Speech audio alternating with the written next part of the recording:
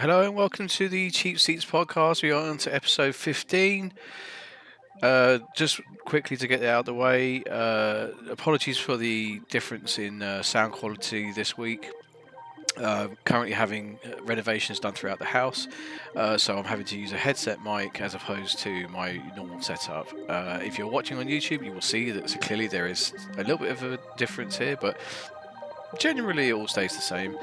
Um, Today, we are going to be covering last week's SmackDown. We're going to be covering the run up to the King of the Ring tournament in Saudi Arabia, which is this weekend. As always, joining me is the co-owner of the Cheap Seats, Orca Shield. Hello, thank you very much for having me. Well, I have to have you, otherwise, Well, otherwise there's no podcast. you can talk to yourself. I've heard you do it. Yeah, that's fair. That's fair.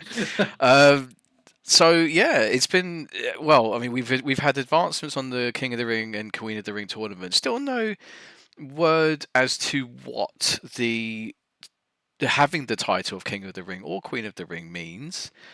And just generally some pretty good on-screen cinema from the title picture.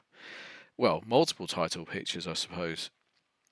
So we're going to start with SmackDown, as always. Last week's SmackDown, anyway.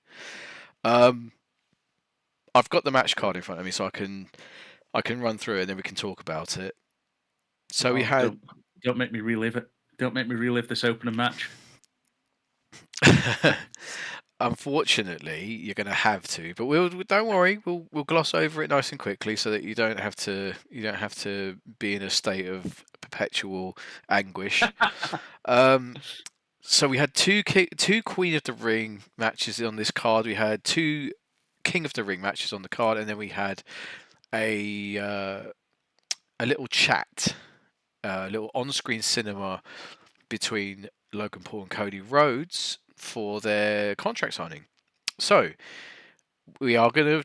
But don't worry, this is like peeling off a band-aid. It's going to be really, really quick. So we had Tiffany Stratton versus Bianca Belair in the Queen of the Ring tournament.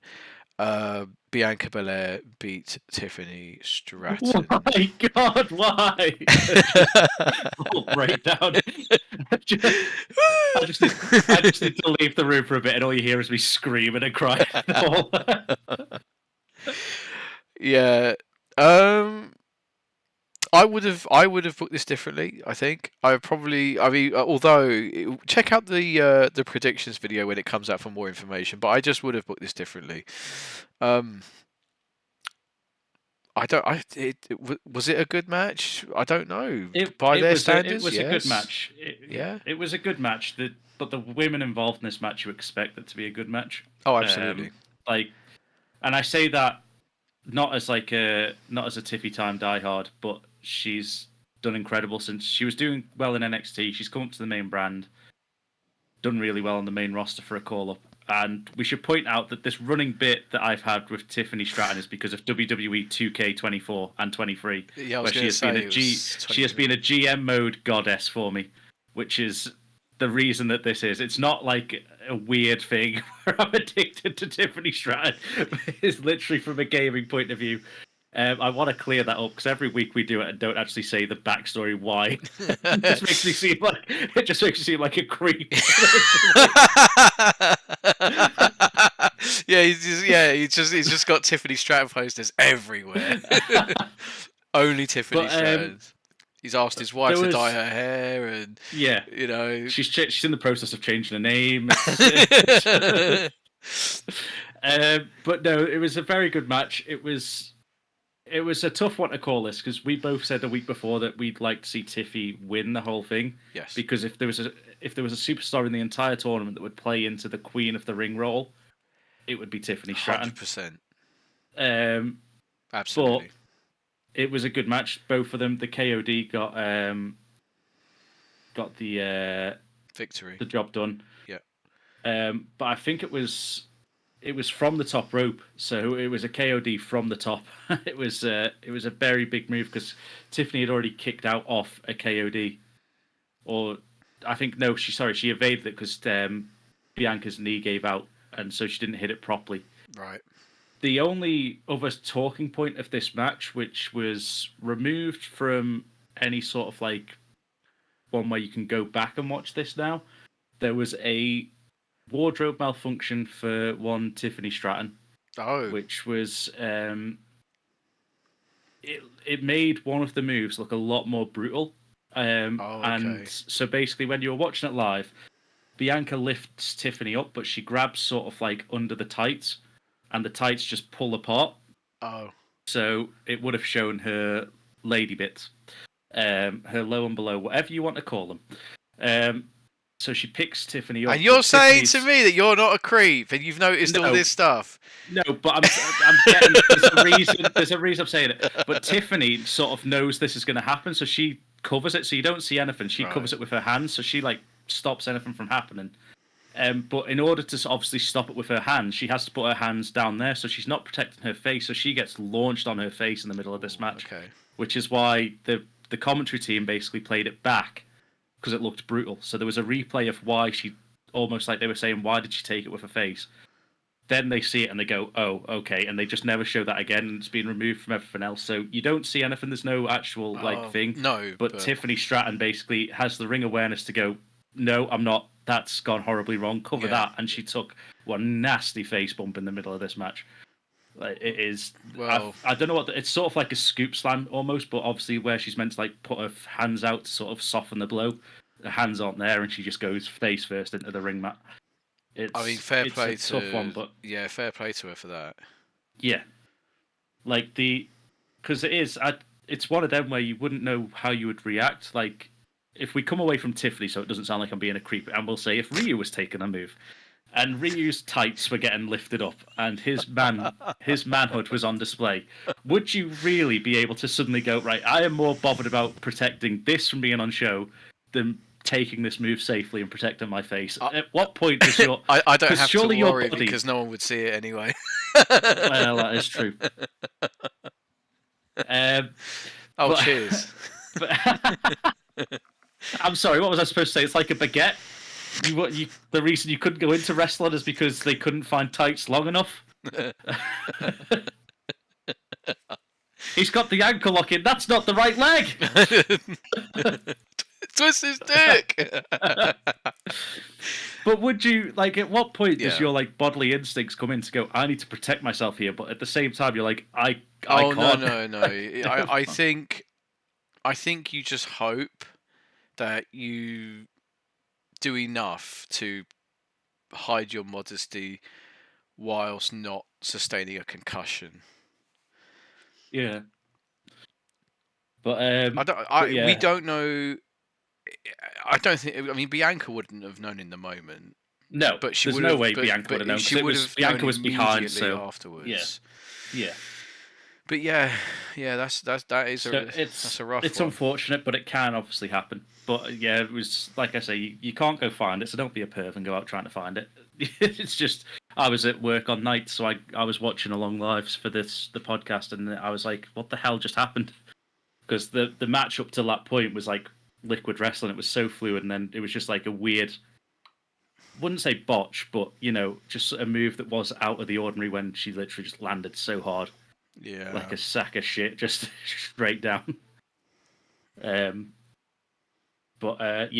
So Bianca gets the win, goes on through into the semi-final. It's weird. Is it the final or is it the semi-final? Because it's the final of the SmackDown bracket, but the semi-final of the tournament. It's whatever you want to call it. Yeah, I don't know. So then we had LA Knight versus Tama Tonga. Yeah, it was a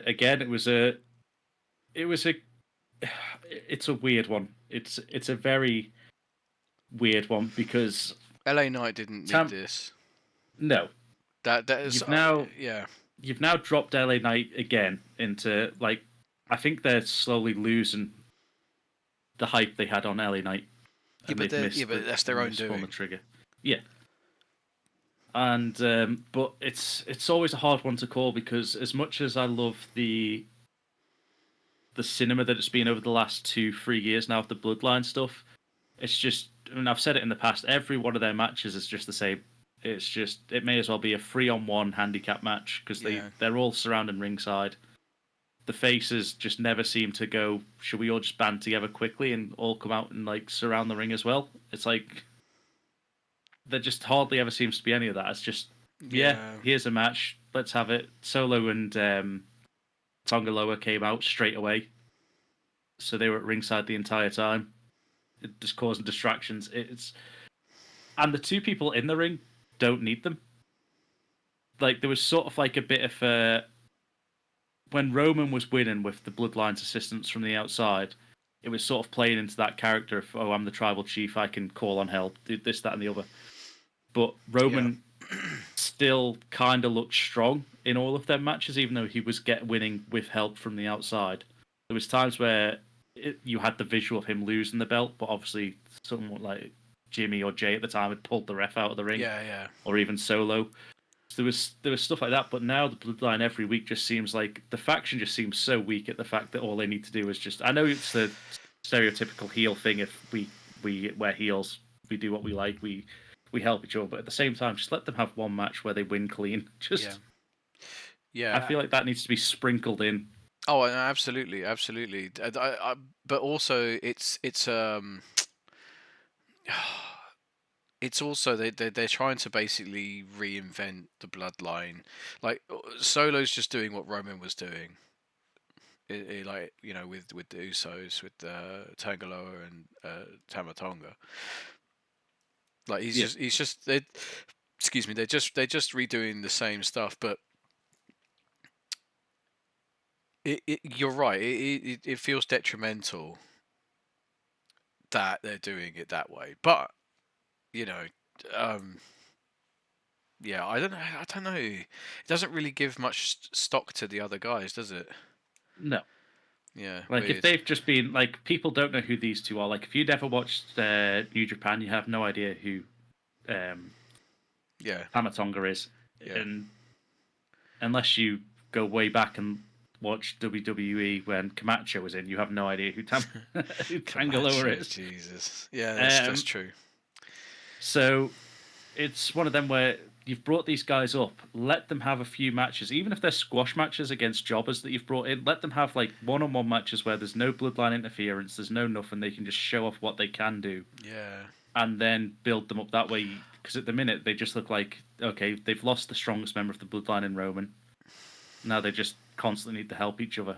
And Rock has gone off to do his Hollywood stuff again, so which is fine. He'll be back before Rumble, probably. Yeah. I reckon he'll be back for SummerSlam, I think. Oh, okay. It usually takes about 6 weeks for films to get done, doesn't it? You would say? His part of it. Then it goes into post-production and stuff like that, yeah.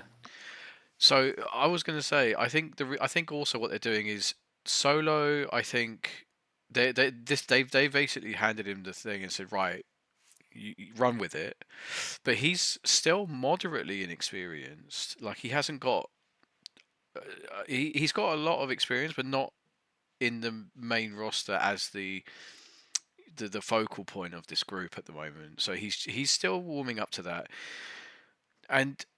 Yeah, Tama Tonga and Tonga Loa, okay.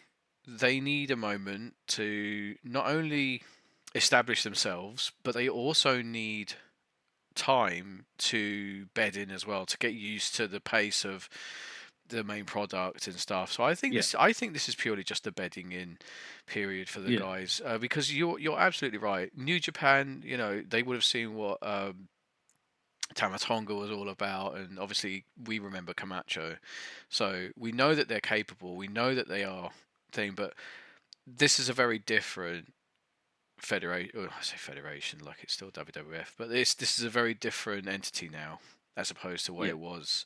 So I think it's fine. I think they'll be okay. Eventually they'll start grinding out wins without cheating. I think it's just for now, because also with all the background stuff with Paul Heyman not being convinced. Well, that's the thing. I feel like they've dropped Paul Heyman too soon, because I still, even now, don't think Solo's good enough on the microphone. I don't think he's got the charisma that Roman had. No, he hasn't. Because although Roman used Paul Heyman, Roman could still hold a crowd, and he had that charisma around him, and he could just turn a crowd on him. True. He didn't need Paul, whereas I think Solo does.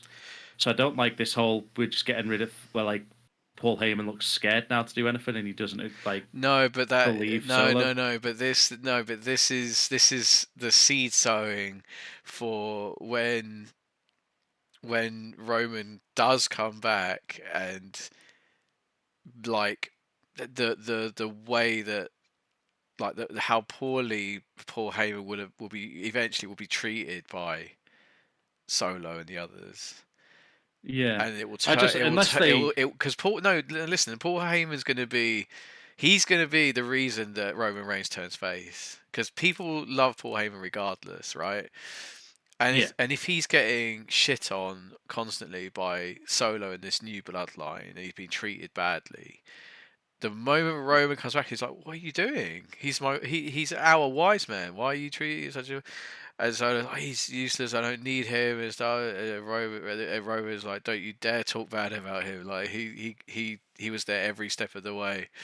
And you know, and stuff. And yeah, I think Paul Heyman is going to be the thing that turns Roman Reigns face. I agree with that, but unless Roman's coming back soon, I still feel like they could have got a few months where Paul He's Heyman not coming was just back soon. I don't think he'll be back for a while.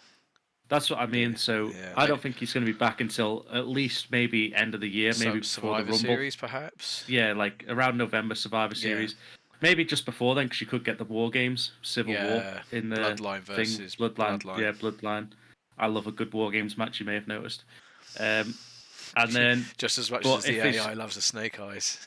Yeah, but I think that if he's not going to come back until November time is War Games, so maybe October. I suppose it is coming up then soon. Yeah, because weirdly this year's flying by.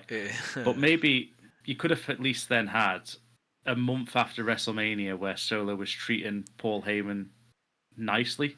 Yeah. Just so Paul Heyman could have built up this new bloodline, and then Solo could have gone, actually, we don't need you, and then slowly start to push him back and turn on him that way. So it's like when Solo gained more confidence in being a leader. I feel like that might have been a better way to go, because at the minute, it's just, you get weird stuff. But the only good thing that's come of this is we had the weird sound that Tama Tonga made backstage while he was hyping himself up for the match. And then Drew McIntyre, who's not involved in the bloodline, is just on a roll on Twitter. Just decided to put out, I thought we agreed not to feed him after 8 o'clock. Yeah, it just sounds like a nice little, yeah. Brilliant. Right, moving on. Nia Jax versus Jade Cargill. Well, we know what the outcome. We had the cinema first between Cody and Logan. Well, yeah, sorry, yeah. So yeah, before that match, Logan contract Paul signing. Yeah, Logan Paul and Cody Rhodes contract signing initially for the belt versus belt match at King of the Ring, which then got turned into a only Universal title match. Yeah. So as Logan's making his way to the ring, he's surrounded by his entourage of people all carrying prime bottles and dancing around. But then there's one guy in a suit who no one's ever seen before that just looks very out of place walking with them. Yeah. And it's glorious. I've said this in the predictions video, so you can go check that out on the channel. Yeah. More wrestlers, especially heels, should have done this a lot sooner. Yeah. It's basically his lawyer. Yeah, he brings his own legal representation that has read the contract and then written up a new contract. Yeah, because he doesn't want to defend his US belt. Yeah, yeah. Which I find bizarre, because we know that the WWE universe operates outside the realm of reality. So then next week, before we go to Saudi, does Cody Rhodes get his lawyer to say, well, he doesn't want to defend his title, so it's just going to be a match? Like, what the fuck? But no, of course, because that won't happen, because Cody's a fighting champ. He's a good guy, Cody Rhodes. He's a good guy, Cody Rhodes. He's going to be like, yeah, okay, I'll take you on whatever the weather, sort of thing. It's like, oh, okay. You're just waiting for Cody Rhodes to go, well, if I can't challenge for your belt in a belt versus belt, I want the women's tag team belt. It just takes everyone on. Just Cody with all the belts coming Yeah, out like yeah. some sort of weird 2K creation. So it's just two pairs of eyes between all the belts. yeah. I I am Belt Man. He has to shuffle out to the ring every week. Oh, can you imagine how? Because I've held a replica one. They're heavy. Like if you imagine you've like just got them hanging off you, like you'd be struggling to move. They're so fucking heavy. Right. So back on to what happened on SmackDown. Yeah. So we had that little press contract signing thing. Yeah, it ended with Cody Rhodes signing the contract, even though now it's just for the Universal Championship, which made our predictions just so much easier. But yeah, Cody Rhodes ends up putting one of the entourage of Logan Paul through a table to end the segment. Then we had Nia Jax versus Jade Cargill. Strangely, we actually got a 2K24 match, a 2K24 Universe mode match, where Cargill got counted out. It was a DQ. Well, it says on my sheet. It says defeated by count out. No, it was disqualification. Oh, was it? It was Okay. yeah. They battled through started off in the ring, very briefly in the ring, rolled to the outside. The announce table got stripped.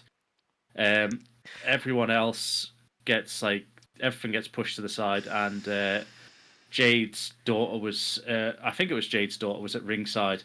Nia Jax is like beating Jade Cargill on the floor, and then just looks up at her daughter and goes, "Your mum sucks." Just screams at a child.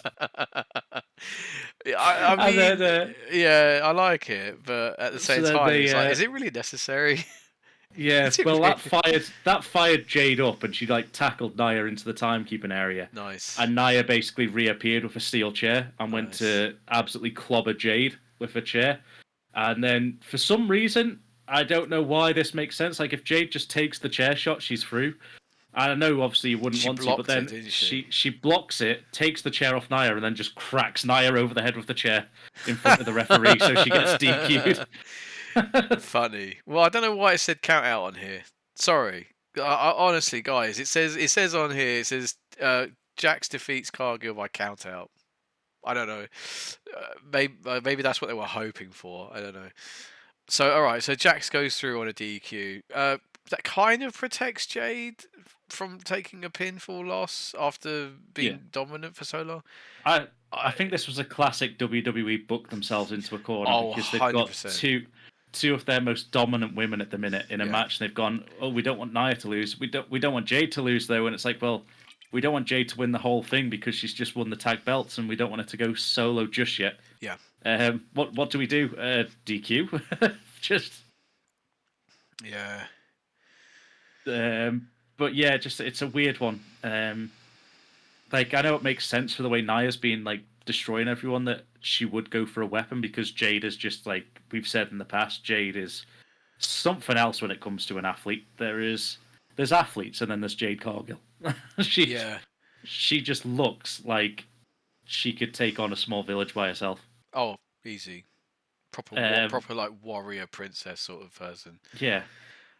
Almost like an Amazon. Yeah. Oh, like, yeah. You know for a fact that her DNA is different. Yeah. Like she's strong.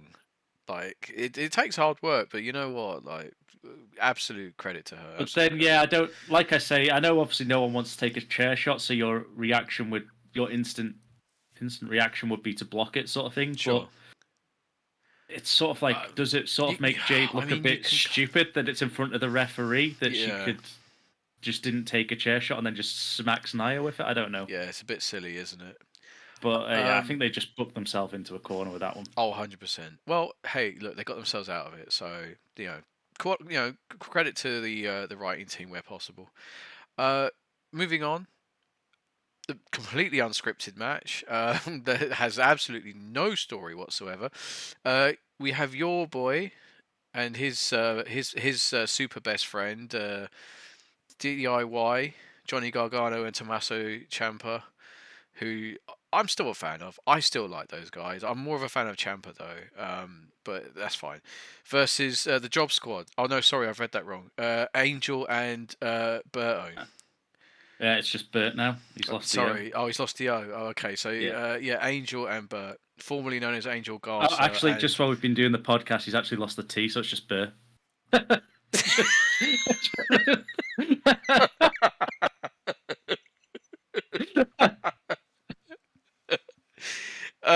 So yeah, okay. Let me rephrase that then. So DIY defeats Angel and Bert. Even when I say it though, because I've got the London like thing, because I don't pronounce my T's, it sounds like I'm doing it anyway. So guess what Ryu says next? But I'm so pissed about Angel Garza, man. I'm so fucking pissed. I didn't care much for Humberto Carrillo, but fucking Job Squad, and I'm so annoyed as well because they're so good. They are actually good, but yeah, they're just getting jobbed out at the moment. Yeah, both of them are very good, and it's one of them where they so get sad. to a position on the roster where, especially for tag teams, because if you're a singles competitor, yeah, you can be written off TV in one way or another, have a little bit of a break, come back, reinvent yourself, be a dominant force. yeah. It's very difficult to do that with tag teams unless for some reason both of them get injured, or if you write one off and have the other one go for singles for a bit. Yeah. But then it's sort of like, so how do they now turn this team around from being a job squad? It's just so difficult to turn a tag team around. I think they will, but it'll be a case of they just go their separate ways, or like you said, one injured and gets written off TV. Yeah, unannounced match. We should mention that A-Town Down Under were at ringside watching this match and helping out on commentary, which I'm sure was an absolute. It was a pleasure to. It was a to cluster, but it was funny. Yeah, yeah. Like having one guest commentator, quite Fine. easy. Yeah, fine. Having two heels that are just talking shit over the commentary team. Yeah. Very distracting. I would imagine that's probably why it was Angel Garza and Carrillo versus DIY. So DIY could get the win, but no one really sort of was too worried about. Yeah, they had a meeting in the middle. Way to finish it off. Yeah. And they... But Santos Escobar and Electro Lopez tried to come down to assist Angel and Burr. And they got caught. DIY did some smart stuff. They fooled the heels. Yeah. And tricked them into being caught by the ref who rejected both of them. Yeah, who sent them out of the he sent them out of the arena to the back. Decent match, but yeah. I like that though, because that's sort of what happened in Black and Gold NXT. Like the wrestlers would be quite smart, and especially DIY, they would play up to that in of tricking teams and doing stuff like that. So the fact that they've brought that to the main roster, where there's intelligence in there to go, hang on. And this is what, like I say, going back to like the Bloodline stuff, it's like, why aren't teams doing that, getting them ejected? It's like, there's so many, like, what they did was genius. They took the odds back from being, like, not in their favour, but, they even the odds by just being smart on the outside of the ring. Yeah. So, I mean, fine. I'm glad DIY are in the title picture for the tag belts. Sorry about those sound effects. It's my phone. So then it's our live audience. We've got the 2K24 crowd as our live audience. So we had Randy Orton versus Carmelo Hayes. I think this was really, really good because although the right person won in Randy Orton, the fact that Carmelo Hayes got to really show a lot of quality here, but not only that, he got to play his character as well, with the licking his hand and then slapping the back of Randy Orton's head and shit talking him. And this is Randy Orton. I'm surprised he didn't punt this guy's head. Oh, and then the reverse thing where It The looked for a finish. moment like Carmelo Hayes was going to punt him. Oh yeah, that one. Yeah, but the finish was incredible. But what a good Yeah. match! I mean, No, Carmelo Hayes is bringing his A game every fucking time, and I love it. this I'm has all in for it. propelled Carmelo Hayes right up. I think Yeah, it's an awkward one because I don't know how I feel about it because I love Carmelo Hayes and I love what he does. yeah, On the main roster, though, I would have loved to have seen him go for the US belt first. But when he yes. has matches like this, it's almost like he's bypassed that mid card and gone straight into the Oh, title but think because about how he's good. putting on banger after banger against the top talent Yeah, in the roster. he is. But think about how good then it makes the mid card when you've got people like Carmelo Hayes in there. It's just I'm so excited for this next phase of WWE. I'm so excited for it because it's going to be so good. Because now Yeah, you've got Ilya Dragunov as well. You've got Ilya yeah, Dragunov. Then you've got Carmelo Hayes up. You know for a fact Trick Williams is coming up soon as well. yeah. I And think that oh man, I think they're going to save Trick Williams for. I don't know actually he's because going it's to going to come up be. next year after Mania. Yeah, I was going to 100%. say next year. I think the Royal Rumble as well will get Trick Williams, Yeah, and I think they'll redo this yeah. where his Mellow Hayes Carmelo will be in and the ring, and yeah, then Trick Williams' musical hit, and you'll get the shocked face yeah, surprise entrance sort of thing that we get. yeah. I think so. I Um, think yeah. I think it will come to a point where like Carmelo Hayes is like yeah he'll be in that position where the last thing he wants is for someone like a nemesis or not a nemesis but like a rival like Trick yeah, Williams to come and thing. Was that was the last match on SmackDown, right? it was. Yeah, should Yeah. we quickly talk about the finish before we move on to Yeah, Raw yeah. because Sorry, the yeah. Quick. finish is Yeah, really something quick. special. Yeah, really quick. Carmelo Hayes goes for like a springboard moonsault off the rope, and he just flies into an RKO out of nowhere. It is an absolute beautiful counter, and it is literally RKO out of nowhere from Yeah, like Prime Morton. yeah. But that's the wonderful thing. It doesn't matter. The RKO when he does it to like moonsault, fucking backflip, stunner thing doesn't matter. Whatever he does, and he just catches, just drops them like that. Like, but you could see Orton was like, yeah, this kid's got it. Like this kid has Yeah, amazing potential. Like you could see it in his eyes. He was kind of he was really pleased with the match. Like he was, yeah, yeah, and that's what I love about Orton. He's now at the stage where yeah, he can still go on and win things. He's not quite like Cena putting people over, but also jobbing. Like but he is putting people over whilst still yeah. winning, and I absolutely love that about Randy Orton right now. Did you just while we're on uh Yes, Cena? No, Orton. yes, Sorry.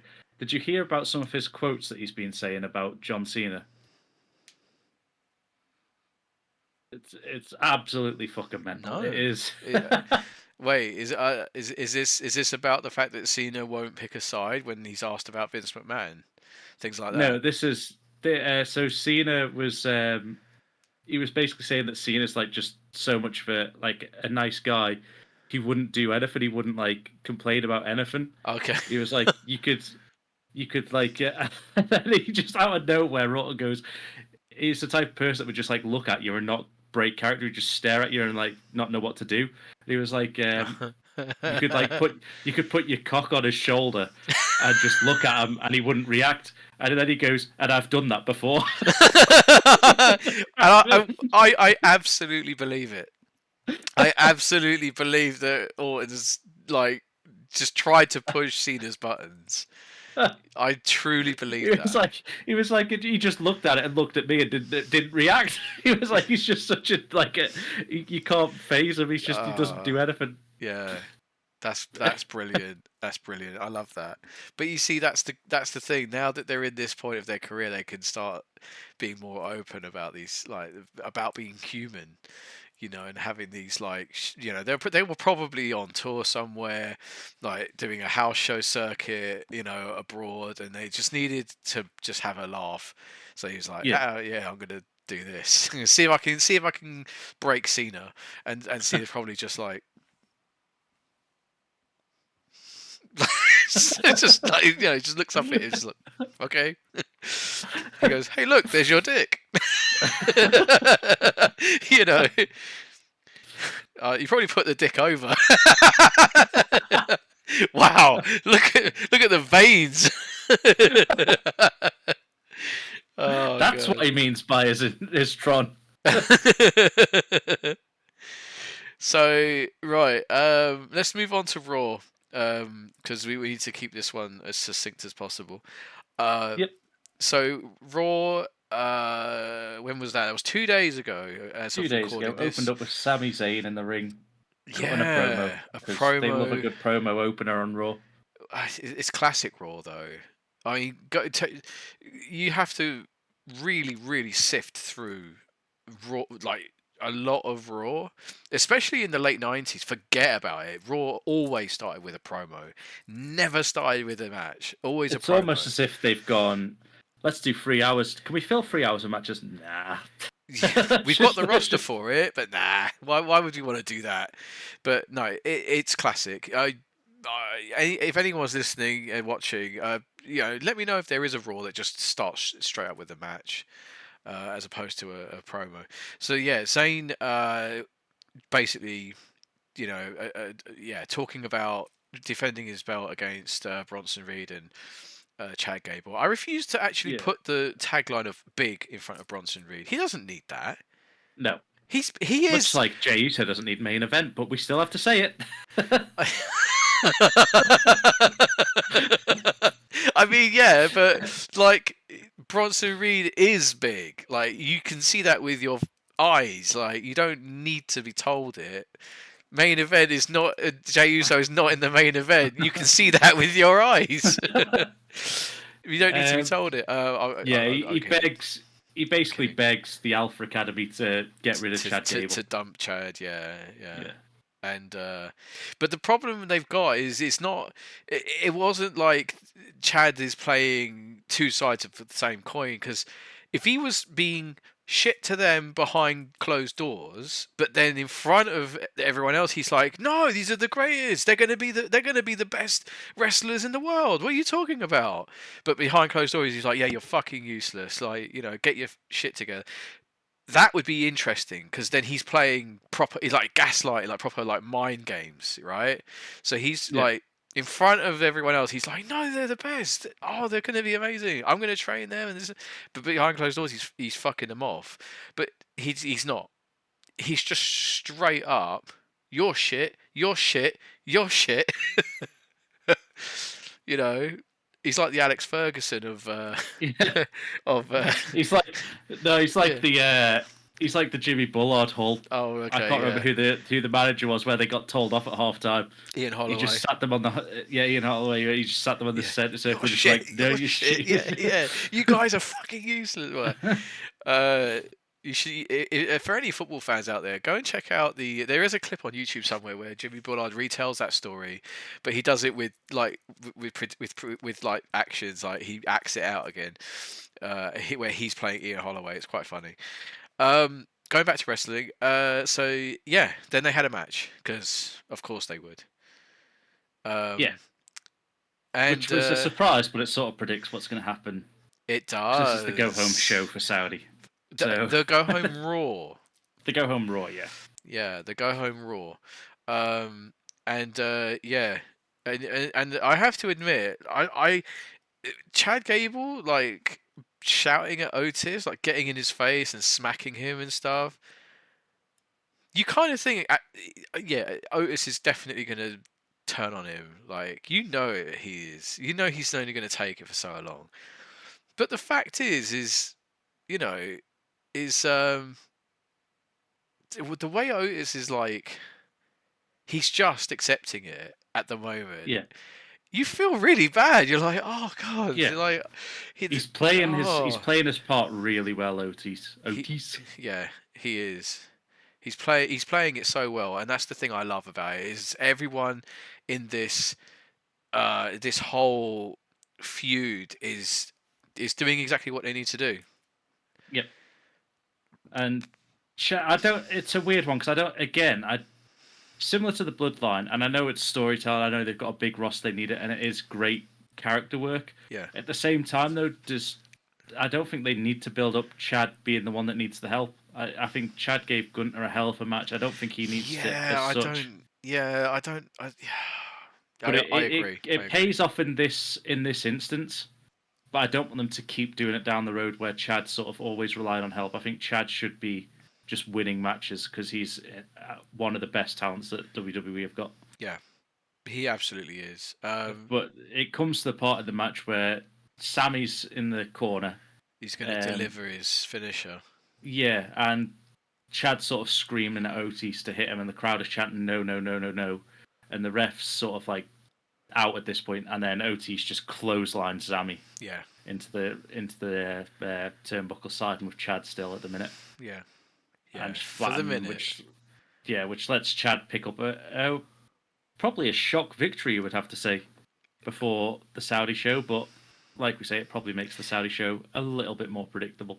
It does, but then it also kind of, it's like, because Chad's won here now, is Chad going to win it? King of the Ring? Yeah, probably not. But check out the predictions video to see what we really thought about that. So yeah, it was it was good. It was a good match. Everyone did everyone did everything they were supposed to do. Gable's doing a lot of his best work. So then Bron Breakker versus Jobber. I don't know who this person is. Sir, that Jobber is Kale Dixon. Yeah, a fine, outstanding citizen from insert name of town where WWE was filmed this week. Oh, okay. Oh, is that how it is? Oh, okay. Probably. I don't know. Yeah, I don't know who the hell he is. No, I have no idea. But can we just say, I want to see more Kale Dixon, because by God, he can sell. Because he took an absolute beating. Yeah. I love how Bron Breakker is just like Goldberg, but Goldberg on steroids. What makes you think that Bill wasn't? Well, no, I don't mean like literally on steroids. Oh, no, I mean like he's just like he's levels above what Goldberg was. Like Goldberg, even in his prime, even Goldberg still only had like short matches. Bron Breakker, the speed he runs the ropes is absolutely terrifying. Like there is a spear, and then there is a spear from an 18-wheeler that you would get. It's not just that. It's the fact that like I can't get over the fact that this guy is a Steiner, and they're just they're not. I don't know. They're not like sort of letting him. Do math. they're not letting him. They're not letting him do. Like they're not letting him do these things against notable people. That'll come. I think this is more just this is his first match on Raw since the draft. Yeah, but I think they're gonna build him up first, because even on SmackDown he didn't really do much on SmackDown when he signed this contract. Yeah, he's still doing a lot on NXT. I think you'll get a few weeks where, because they did this with like Braun Strowman and stuff like that before Braun became world champion. He just had jobber after jobber. Yeah. For the first few weeks, they do sort of ease people in with these sort of matches, just so you can see like. So all he needs to really show people is, one, like I say, how quick he runs the ropes, and two, how deadly his spear is. Yeah. That's all we've seen in that, and then he suddenly snapped and started just. He sent Kale Dixon to. Yeah, Jesus. Yeah. Well, I see now. I watched it. That's the one, because I love Bron Breakker. I do. I did watch that bit because it came up on the highlight thing. I watched it and I was like, whoa! I was like, that is like super villain level, like unnecessary roughness. But the thing is if they're trying to present him as a heel, the crowd aren't buying it. They want to see more of it. So they're like, yeah, fuck this guy, break his shit. They don't care. Like they love Braun Breaker. They can. I know what they're trying to do because I've watched enough wrestling in my time to see it coming. They want to present him as a heel. They want people to like, to boo him or whatever. But they can't because he's, like I said, he has that natural charisma that all of this that the Steiners had. He's just got that natural Yeah. ability to make people want to see him. And it was actually a count out. No, a TKO. Sorry, yeah, it was match. yeah, because I saw the referee called it off, and he was really like sort of like, oh fuck's sake, and then he was like, nah, fuck it, and he just smashed him anyway. I'll read the description of the match. That this is on the official WWE website, which is where I go to, like, just so I've got the card up again to remind myself of stuff. So this is the entire segment. This is all they've wrote about this segment. The spears from Braun Breaker were unceasing to the point where the referee had to award the match to Breaker. After the match, Breaker kept the assault using the ring steps and steel chair to further maim Dixon, sending Dixon straight to a local medical facility. They still can't use the word hospital. That's literally all they wrote. Whereas really, it should be... I'd change the ending to using the ring steps and steel chair to further maim Dixon, sending Dixon straight to meet Jesus. Just sending him straight to heaven, yeah. Oh, that's so funny. He had a 4:00 meeting booked with the big man himself. I think that's what was happening there because it was brutal. That's funny. But it's the start of the match before we move on because it is a really short squash match. It's the start of the match where Braun Breaker's sort of in the corner looking out towards the hard cam and he's sort of talking to himself. And just in the background, you have the visual of like it's slowly starting to blur on Breaker and seeing the jobber. And Kale Dixon's like, "Come on, then, I'll have you." And he just turns spear. And at that point, the match is done. Yeah. But he just keeps going and going with spear. Yeah. It is. It's not. Yeah, it's not great, is it? So and then just to sort of put the icing on the cake there, that backstage after the match. Braun Breaker voiced his displeasure at being left out of the King of the Ring with Adam Pearce. Saying that I don't know if it was he didn't put him into the King of the Ring tournament. Therefore, anything that happens on Raw now is his fault. Involving Breaker is his fault.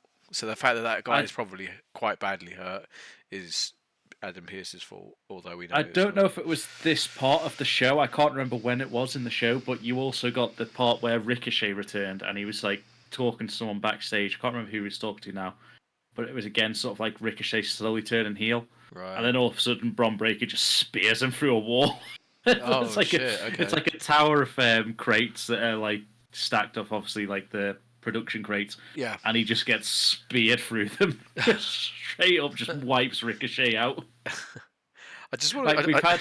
Sorry, go on. We've had RKOs out of nowhere. Now we've got spears out of nowhere. It's just someone walking into Raw, just spear, just takes them out. I just want to bring up on the video version that the match, the Gauntlet match, is playing in the background. Cameron Grimes has just beat Gunther. Not that it should matter, but I just thought you'd like to know. So then we had on Raw Queen of the Ring semi-final, Lyra Valkyrie versus Io Sky. You're still going for Valkyrie. Shut You're up.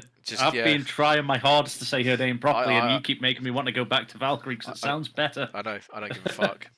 I don't give a fuck. Well, they changed Io Shirai to Io Sky. They could easily change it to Valkyrie and just be like, whoops. Although, saying that, even WWE don't know her name because underneath the photo it's got newest Raw superstar Lyra Valera. They've missed the K out. Oh, okay. So even they don't know. Okay. Yeah. I thought the match was fine. They've done a great job with bringing her in, and making her feel, making her feel like powerful. Because we know, well, the result of the match was that Valkyrie defeated Sky. Yeah. Defeated Io Sky. So that kind of tells you, that they've got a lot of faith in her. Yes. to enhance the division. Either that, or she was the only woman willing to go to Saudi. Yeah, maybe. No, I'm joking. I'm joking. It was a really good match. This was very good. Yeah. This was probably match of the night because it was back and forth. Both women were like sending it to each other. Io knows she's like been here, done that. Yeah. Io was like she was almost guiding the match. Io, I'd say, Yeah, still. I think so. But Lyra was definitely. It was back and forth. It wasn't like dominant. It was a very good back and forth match, which I'd like to see these two go again more often, please. Yeah, WWE. she was holding her own, absolutely. But you did feel like Io Sky was kind of just like she was, because she's the heel, that she was like calling the match. But just I mean, so yeah, I just want to address apparently that people are they're very pleased now that Io Sky is cutting promos in Japanese. And they're letting her do it. Although the pre-recorded one where she's underwater is bizarre to say the least. But again, this is the kind of stuff you would get in Japan, because it was considered like another realm of reality where it was like a manga or an anime. It was really out there. So the fact that she was like cutting promos and in Japanese, which is fine, and it's great because they should be allowed to use their native language. But the fact that she was underwater doing it is probably a bit out there. But yeah, it seemed fine. So let's move on from that. Then we had the tag team championship. We finally had a tag team championship match. What remains of the Judgment Day? um, Finn Balor and JD Madonna versus the Awesome Truth. And Awesome Truth retain the titles. Thanks to a return. A return. Who was it? Braun. The monster. Wait, he already returned though. Well, yeah, but he returned again. Out of nowhere. Yeah, he just came out, and I don't know why he's suddenly helping Awesome Truth. I know he has heat with the Judgment Day. I know he has heat with Judgment Day, but that's it. They haven't. But then, I mean, we'll probably talk about what we're going to talk about towards the end, and he will be involved in that conversation. But yeah, Braun Strowman came back. Chucked, just literally no sold Carlito, just like launched him into the barrier at the side of the ring. And then chased JD McDonough around the ring, who thought the safest place to be was inside the ring, and he walked straight into an attitude adjustment from R-Truth. So the Miz and R-Truth retain their title. Good to have Braun Strowman back for obvious reasons that we'll probably get into in a moment. I mean, Carlito siding with Judgment Day. They've got nothing for Carlito to do. They really have nothing for poor Carlito to do. Nothing. Even though Camacho's come back as well, they have absolutely nothing for those guys. Well, for Carlito, and it's sad. It's really sad.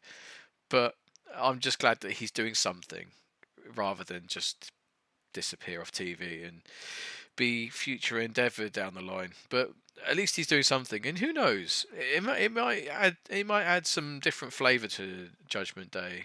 You know, they needed more people because of obviously Dom being out. I think that's probably what Carlito is doing. Is filling the he's filling the gap. That Dominic Mysterio has left, for sure. I also think that with Rhea being out as well, Judgment Day has been whittled down from 5 to 3 people. So they just need bodies to just kind of fill that void a bit, especially with Damian Priest. Especially with Damian Priest going, going sideways a bit. I mean, I don't know. I feel like Priest is like you said quite rightly, he's leaving the bloodline. Yeah. So, yeah, I think this was the right move. But that was the end of Raw. No, there's two more. Yeah, There's two more. Why there's the fuck three do they more. do this? Sorry, the thing I've got, it says like, that was the end of the card. We have Liv Morgan come out to Yeah, with Becky Lynch. They cut a promo. right. Liv basically said to Becky she promised that she was going to beat Becky at Saudi at the weekend, and then carry on her Liv Revenge tour, which Becky obviously shut down. It was only a very short. It was about 3 minutes, something like that. Liv doing great work on the mic. I want, like, go watch the predictions. I won't spoil the predictions, but I don't necessarily want mine to happen.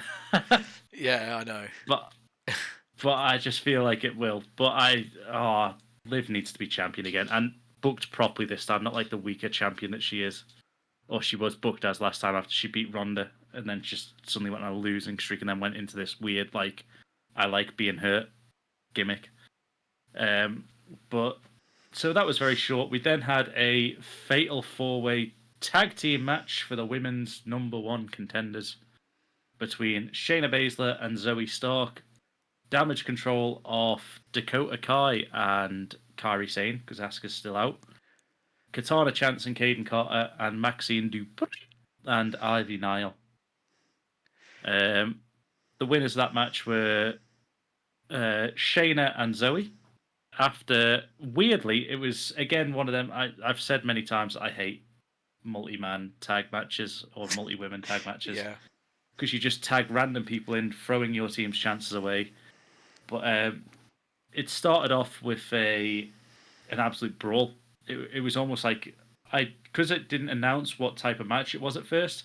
I genuinely thought WWE had listened to us and just booked this as a tornado tag. Because it started off and every woman just went straight at it against each other. There was no one went to the outside. It was just a brawl in the middle of the ring. But everyone got chucked outside.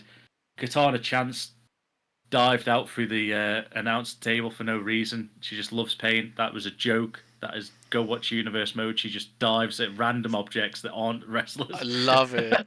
It's the best. It's the best part of Universe mode for me. Love watching SmackDown for that reason. So, but yeah, it was a good match. Eventually, they did go into the whole one person has to be on the outside, getting tagged in, which I hate in tag team matches because you just wouldn't. Why would you tag out? You would rather take the fall yourself and lose than tag someone in and then have no option if you're going to win or not. So I don't know. To me, it makes no sense.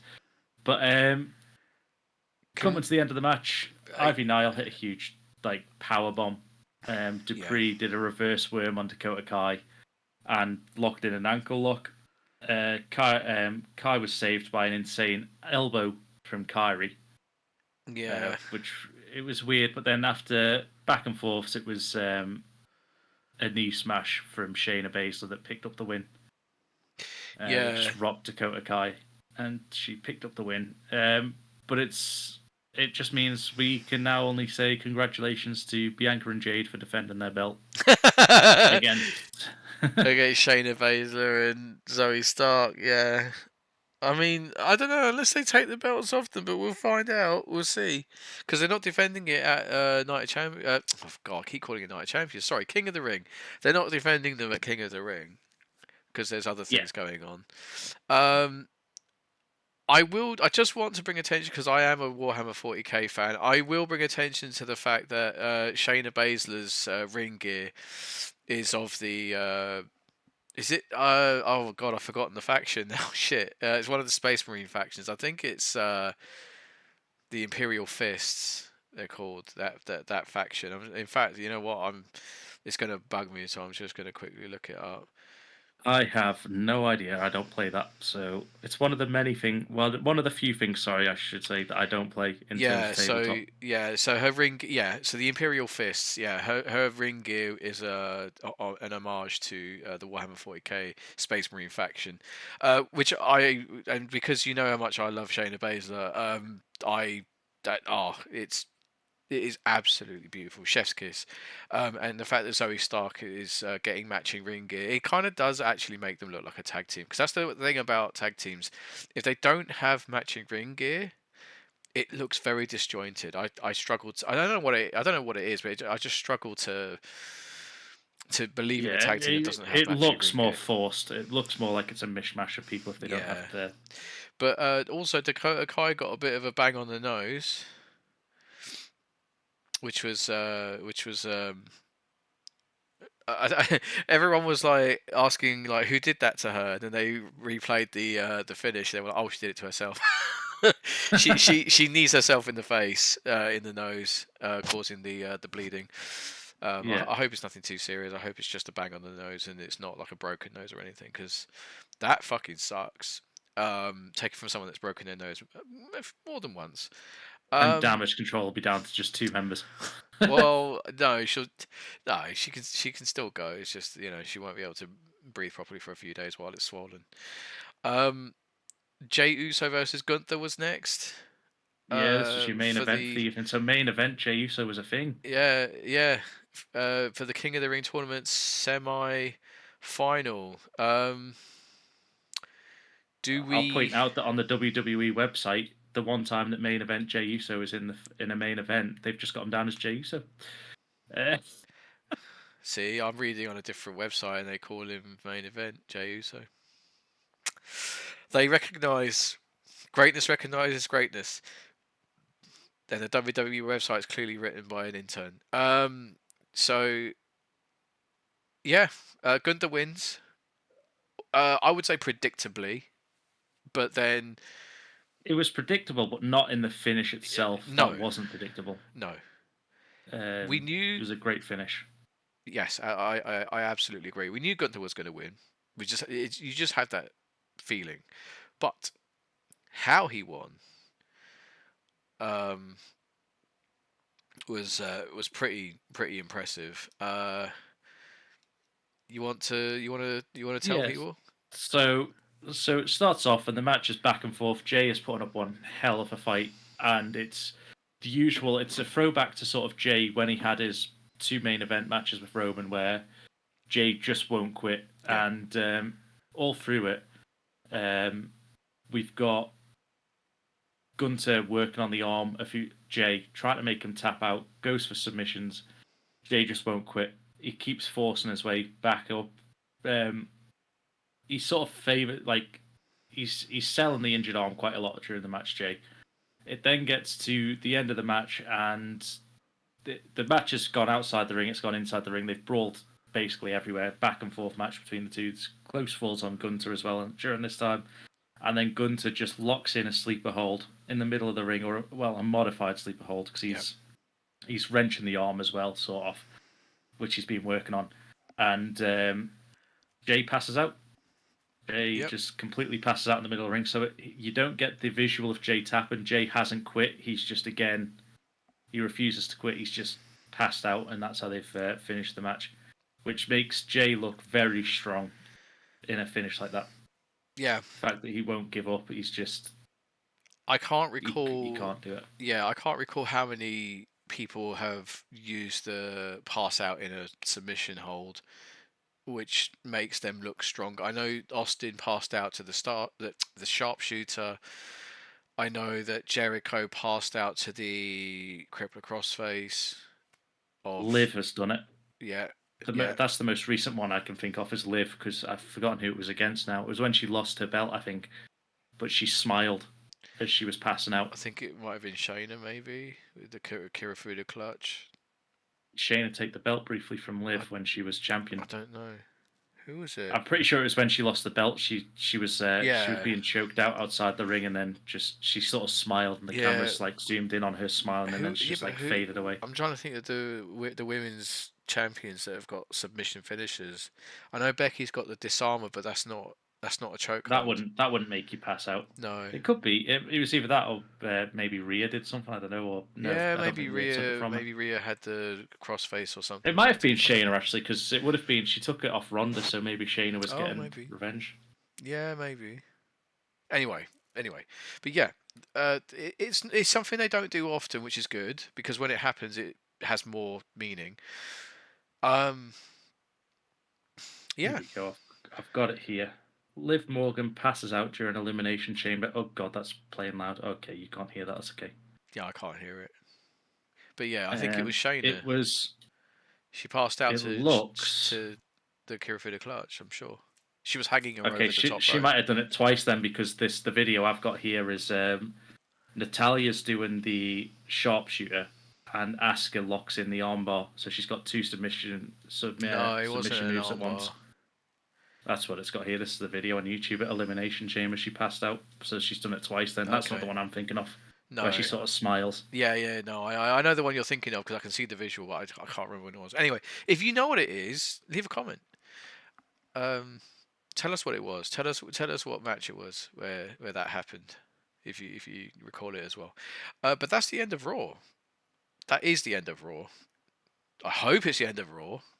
It is. That's the end of Raw this time. Right, thank God. Yeah. So. Yeah. It was just to go back. It was Ronda Rousey.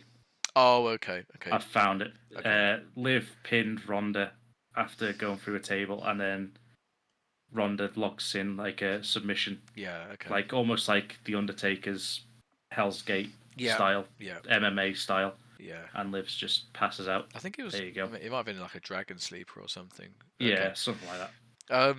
Yeah. So Jey Uso getting a fantastic response from the crowd still, which is good. Which means that he is still very much over, which is really good. I can't wait for the day that the Usos get back together. I think that's going to be monumental. That'll come.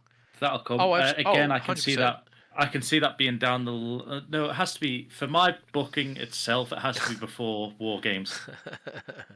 So I reckon it'll be SummerSlam or something like that. No, you're gonna get it. No, maybe just after SummerSlam you'll get it.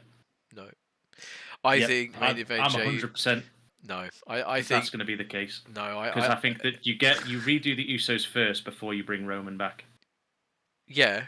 I will go ever so slightly the other way. I think Roman coming back will bring the Usos back together.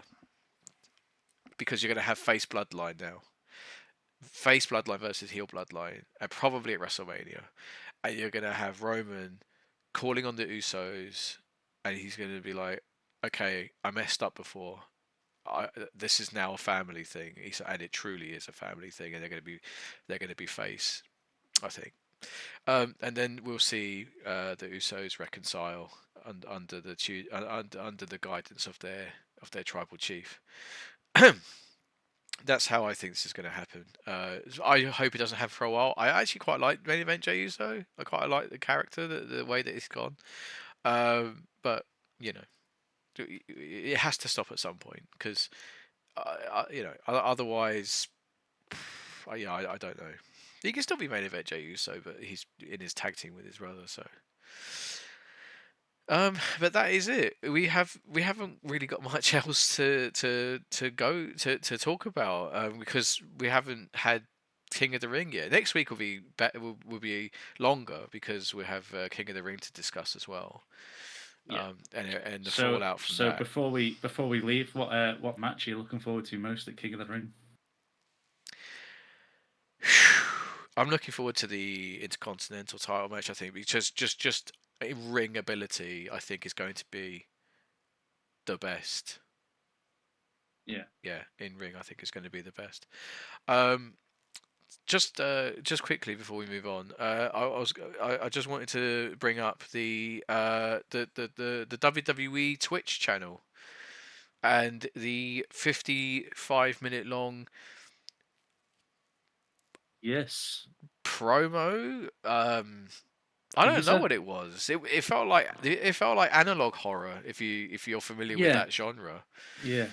Um, Do you have any thoughts on that? I'd love to hear what you think, and then I'll quickly touch on what I think, and so then I unfortunately was at work when it was happening, so I missed a lot of it. I didn't catch all of it. I have still yet to watch the rest of it. I got like half an hour, maybe 25 minutes before I had to actually, do work. So from what I saw, it's I loved it. It gave me the creeps. It made me uncomfortable. I was excited at the same time because I knew where we were heading with it. But yeah, it just needed it just needed a bit. I don't know I don't know what it needed because I don't know where they're going with it. But I liked it. I thought it was really really good. I thought it was a very clever way of using other platforms to do story based stuff, and this was heavily story based, and we know it's leading to the next iteration of the Wyatt family, or whatever it's going to be. Um, we don't know who the therapist is talking to, um, but we do know that the person talks in riddles, and that, they yeah, say they say what they're saying through the medium of the cassette. So yeah, while we don't hear the response, we read it, and it's visual glitches, it's blue screen of death, which I was like, oh okay, cool. I was like, all right. So there's a lot of technology involved. So yeah, I don't know, but it's things that like I set them free. They forgot about us. And all different things. So I don't know. I'm really excited, very excited, and that was such a cool and creepy way to do things. So yeah. For me, the two things I took from that, um, the takeover of Twitch, was that the way that the therapist is speaking to the yeah, person yeah, mentions a few things in the thing, like about like different, because it's obviously meant to be like a proper therapist. So she says about what do you enjoy, like what yeah, else happens. You're good at art, doing this, that, and the other. yeah. You never hear a reply from the person, like you No, say. It's all through the cassettes. So yeah. I think that the therapist is talking to Dexter Loomis. Okay. I think that is one of your members of the Wyatt Six basically confirmed because there's no response from the person behind the camera who the therapist is talking to, Yeah, and Dexter Loomis doesn't speak. yeah, We realise that he's a mute, so yeah. and he loves art. So I think that that's who the therapist has been talking to. So I think Dexter Loomis is the one that's kidnapped the therapist, Do and that also blends into his character of where he kept kidnapping the Miz and yeah. doing stuff like that. Do we? What are your thoughts about the pictures of all the crows, or all the references to the crows? The Crows, I don't know. I A can't think lot if of that one it's going to people be. in the Twitch chat when it was going on, when the crow thing came up, kept saying, "Oh, that's a thing to do with Dexter Loomis." I don't recall that, but lots of people were saying it. So, um, yeah. No, I don't. I, I I, don't know. But the crows also could just be buzzards. It could be just. no, no, they were proper crows. Like it was drawings, but then like there was like a second of footage of a crow flying. So I was like, okay, all right. So Um, but then if you look at the very end where it like flicks on, the same person, the same um, therapist is then in a newspaper article that says local yeah, whatever reporter missing. And then if you look at who you can read the text underneath because if you pause you can read the text. There's yeah. not a lot in the text, but the thing that you want to look at is who the article is by, and it is by Wendy Lucho, which means that Wendy Chu is going to be one of the members of the. No, it's not. She's not coming out in her sleep in her onesie. But if you look at Wendy Luchu, is there anything that strikes you about that name? Yeah, I think so. I think so. Wasn't she? Wasn't she? That's a character, isn't it? And she was. It's not Oh a, well, it might be a character, but it's not who I'm thinking. It's not what I'm thinking of. If you take that Wendy Luchu is an anagram of Uncle Howdy. oh. Okay. You can make Uncle Howdy out of that name. I'll have to wait. He's trying it. He's trying it now. Yeah. Yeah. You can. Yeah. Interesting. So, do we think that maybe? So, if you think it's Dexter Loomis being spoken to, then and the therapist has been kidnapped. Because Dexter Loomis has been written off for a while, He so has, yeah. I think that Dexter Loomis has been going to therapy, not necessarily about being part of the Wyatt Six. No, just in general. However, at the same time of being in therapy, you've got Uncle Howdy or Bo Dallas whispering in Dexter Loomis's ear. Right. Dexter Loomis then kidnaps the therapist he's been talking Yeah, to. because and then you get the Wyatt Six coming together. Yeah, because the whole I set them free. Like, okay, who's I and who is they? Well, I think the Eye's Uncle Howdy. He's now taken over, or the Eye is going to be the ghostly spirit of Bray Wyatt, who this is going to be all about. I don't know how I feel about that. I don't know how I feel about that. I don't know. Because it'll be his if, teachings. He's almost like the martyr. He's going to be like this is his. It's still no matter what you do at this point. Yeah. It's always going to be Bray Wyatt. If it's the Wyatt Six, it's Bray Wyatt. So you can't write him off. I know. But I'm thinking, like, even if JoJo gave her blessing to, and his family gave their blessing for them to have him. Oh God.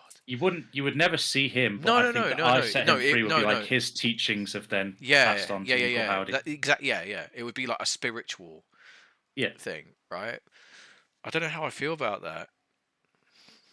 It depends on how they do it. I think I need to see it before I can. It's almost going to be like a cult, yeah, which is what it feels like. And then obviously they worship Bray Wyatt, and that's going to be where it comes from. Yeah, that's fine. That's fine. I still think that you're going to get 6 members. I don't know if it's going to be 5, and then the 6th will be the spiritual Bray Wyatt, or whether you're just going to get 6 proper.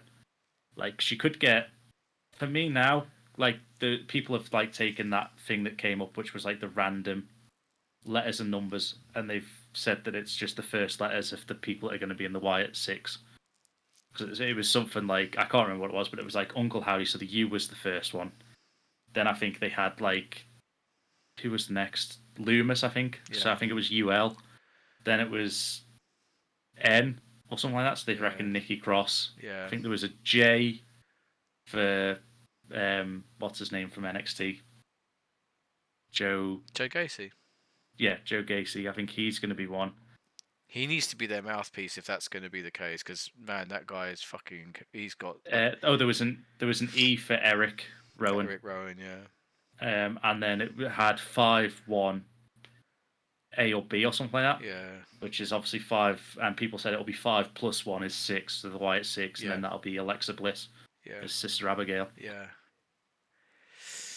It's all intriguing. It's all exciting. I hope they really. Because you could have, it could be that would be a way as well to make the women's tag team feel special. If you gave it to Nikki Cross and Alexa Bliss as the Wyatt Six, then you could actually do something special with that. They super faction, and Triple H, like Bray Wyatt was always one of Triple H's boys as well. So he would 100% go. He would go all in. I think whatever it took to make it work. The only reason that this can work now is because Triple H is in charge. Yeah.